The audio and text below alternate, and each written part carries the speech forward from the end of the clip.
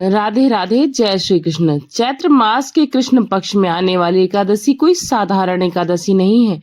यह एकादशी सभी तरह के पापों से मुक्ति दिलाने वाली है। चैत्र मास की इस एकादशी को पाप मोचनी एकादशी के नाम से भी जाना जाता है। इस व्रत को करने से मनुष्य जहां वैकुंठ लोक को प्राप्त करता है, वहीं उसके समस्त पाप कलुष समाप्त होकर निर्मल मन के साथ वह श्री हरि विष्णु में लीन हो जाता है। आइए जानते हैं इस बार पाप मोचनी एकादशी किस दिन पड़ रही है।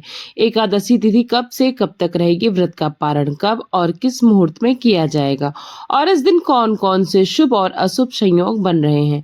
अच्छी जानकारी लगे आपको तो वीडियो को जरूर लाइक करिएगा और कमेंट बॉक्स में श्री हरि विष्णु की जयकार लगाना मत भूलिएगा। इस बार चैत्र मास के कृष्ण पक्ष की एकादशी तिथि 14 मार्च दिन शनिवार को सुबह 8:12 से शुरू हो रही है और एकादशी तिथि का समापन होगा 15 मार्च दिन रविवार को सुबह 9:16 पर।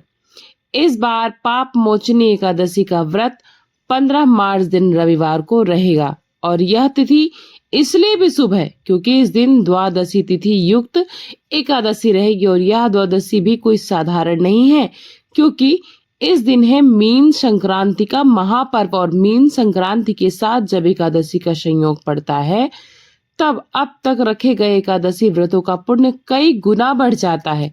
तो ध्यान रखिएगा, इस बार दसवीं तिथि के नियमों का पालन 14 मार्च दिन शनिवार को किया जाएगा और एकादशी का व्रत 15 मार्च दिन रविवार को सुबह से लेकर अगले दिन के सूर्योदय तक होगा और रविवार के दिन ब्रह्म मुहूर्त सुबह 5:02 से 5:50 तक रहेगा, जिस समय में आप सुबह स्नान करके व्रत का संकल्प लेकर पूजा आदि करके व्रत प्रारंभ कर सकते हैं।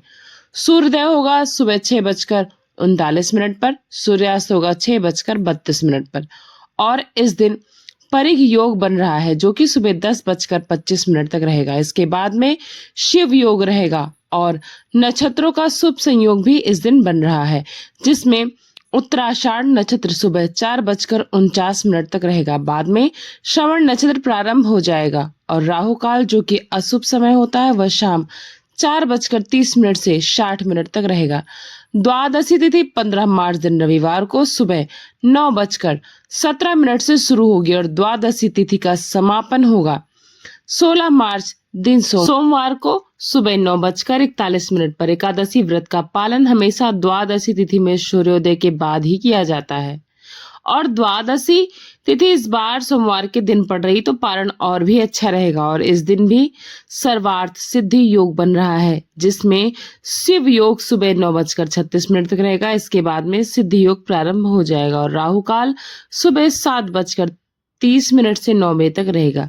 वहीं इस दिन ब्रह्म मुहूर्त सुबह 5:01 से 5:49 तक रहेगा। सूर्योदय होगा सुबह 6:38 पर।